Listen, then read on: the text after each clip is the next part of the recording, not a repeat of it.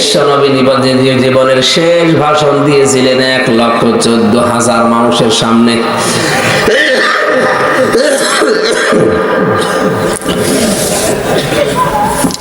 তার সামনে যারা ছিল ওই সময় সবগুলো জান্নাতি মানুষ।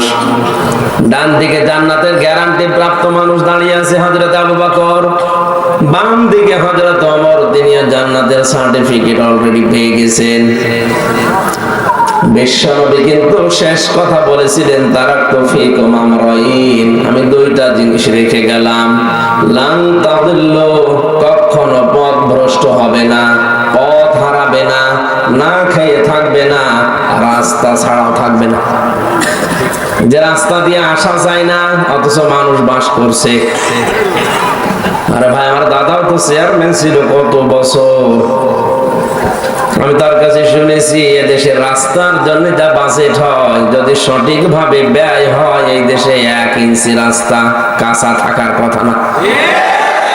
আর এখানে রাস্তাই নেই।